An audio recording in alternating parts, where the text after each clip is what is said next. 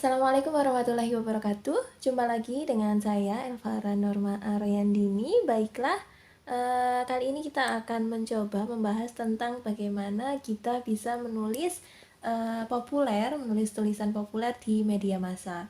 Nah, sebenarnya menulis populer itu cukup mudah ya, karena kita tidak terlalu terikat dengan uh, struktur tulisan gitu ya, jadi tidak, bahasanya juga tidak terlalu bagus seperti itu.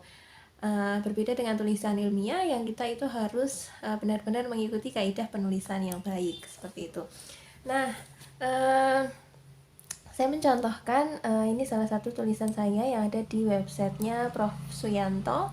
Ini adalah mantan rektor UNY. Beliau ini di websitenya ini menerima beberapa bentuk tulisan, ada yang esai dan buku begitu ya.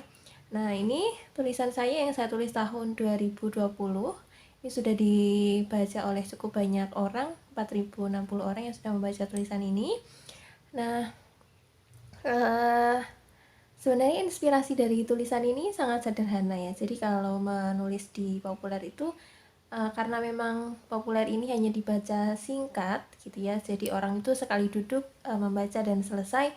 Itu juga tema-tema yang kita angkat tidak usah terlalu berat gitu ya, tapi cukup satu kali duduk itu selesai untuk membacanya.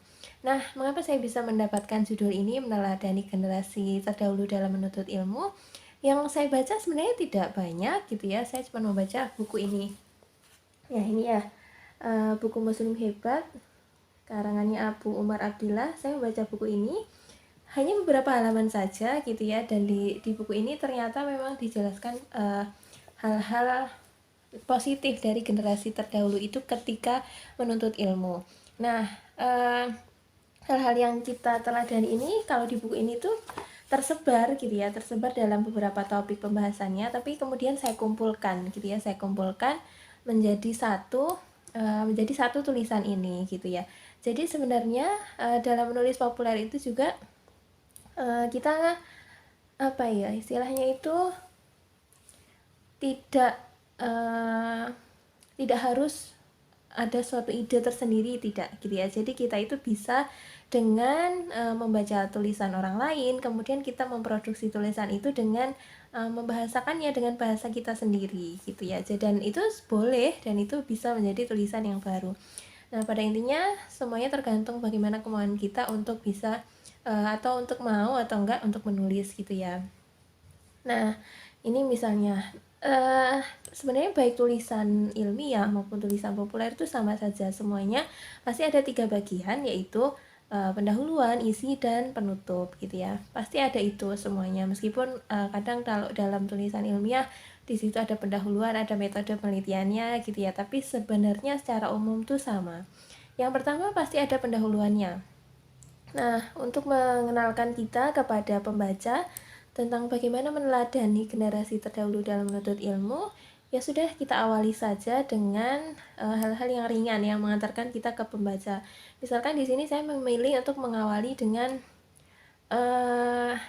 kita gambarkan ya kondisi sekarang, kondisi anak-anak sekarang nih yang malas belajar gitu ya. Nah, misalkan saya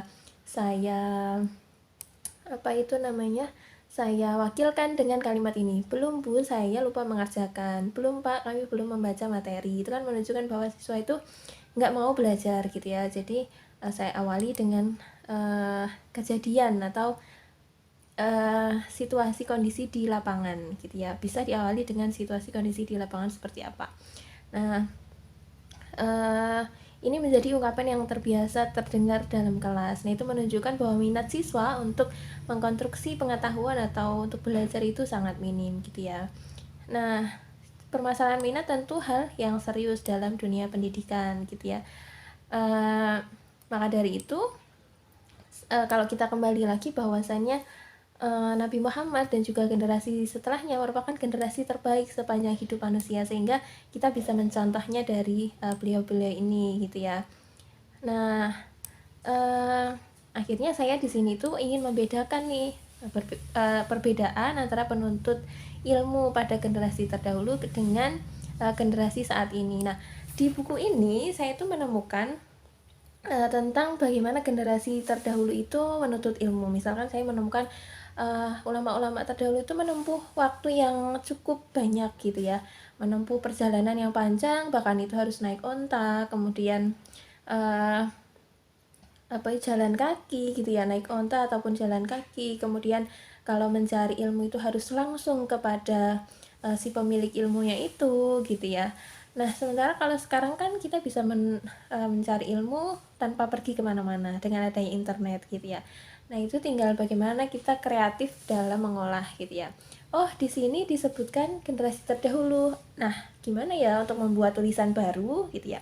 Akhirnya saya coba bandingkan nih. Oh, kita bandingkan antara generasi terdahulu dengan generasi sekarang. Nah, generasi yang terdahulunya itu gimana kita dapatkan dari buku ini. Nah, sementara kalau generasi yang sekarangnya itu gimana?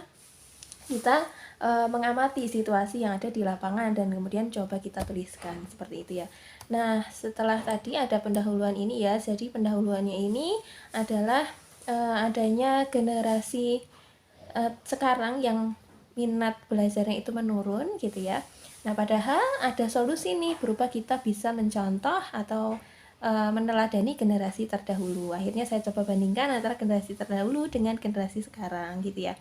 Nah, akhirnya ini sudah masuk di pembahasan nih. Terdapat 5 perbedaan antara penuntut ilmu generasi terdahulu dengan generasi sekarang.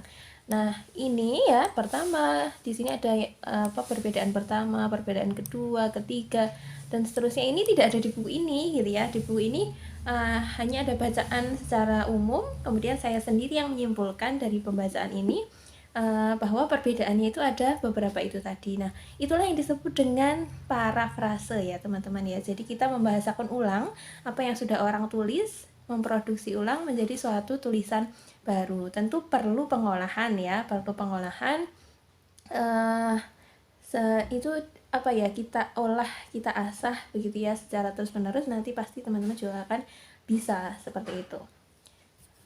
Nah, ini ya dari hasil bacaan saya ini saya coba bandingkan, ternyata perbedaannya itu ada ini yang pertama ada jarak dan waktu tempuhnya. Itu yang beda. Kalau generasi terdahulu jarak waktu tempuh menuntut ilmunya sangat jauh gitu ya. Kalau generasi sekarang cukup dengan internet tuh hanya duduk di tempat saja gitu ya. Kemudian kedua tujuannya. Nah, tujuannya itu kadang kalau yang sekarang, belajar sekarang itu hanya untuk tuntutan orang tua misalnya ya, tidak sepenuh hati. Kalau tujuan pendidikan yang sebenarnya itu kan mencerdaskan kehidupan bangsa, seperti itu ya. Nah, kalau yang terdahulu, generasi terdahulu itu untuk menggapai ridha Allah Subhanahu wa taala. Kemudian ketiga itu banyaknya buku yang dibaca. Kalau generasi terdahulu tuh membaca itu bisa lebih dari 20 jilid buku. Tapi kalau kita disuruh membaca satu buku saja kadang sudah males-malesan gitu ya. Terus yang keempat, reaksi tubuhnya gitu ya. Kalau dulu orang-orang terdahulu itu mendengarkan 878 hadis pun dalam sekali waktu sanggup nih. Nah, ini berbeda sekali dengan yang sekarang gitu ya. Sekarang baru dikasih materi selama beberapa jam saja sudah ngantuk gitu. Perbedaannya yang kelima, sumber ilmunya. Nah, sumber ilmunya kalau yang sekarang itu sangat mudah diakses. Kalau ulama terdahulu harus datang langsung nih ke ulamanya gitu ya, dan itu pun ditempuh. Sementara kalau sekarang sumber-sumbernya sudah ada tapi kita yang malas untuk mengerjakan gitu. Nah, mungkin beberapa seperti itu ya perbedaannya. Nah, akhirnya itu kan pembahasan nih teman-teman. Kemudian di akhir nih ada simpulannya. Nah, berdasarkan yang di atas dapat simpulkan bahwa hal yang perlu diperbaiki dari pendidikan Indonesia adalah semangat belajar siswa. Di antaranya dapat dilakukan dengan meneladani generasi terdahulu, gitu, sehingga muncul kesadaran untuk belajar, gitu. Nah, ini adalah kalimat kesimpulan, cukup segini saja ya, singkat, gitu ya, singkat padat jelas dan menunjukkan apa yang sudah dibahas sebelumnya, begitu.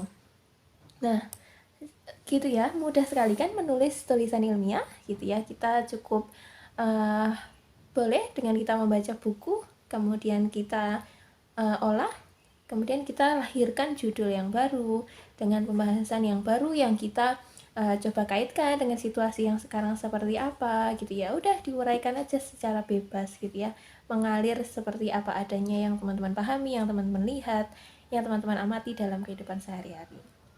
Baik, cukup sekian yang bisa saya sampaikan. Semoga bermanfaat. Assalamualaikum warahmatullahi wabarakatuh.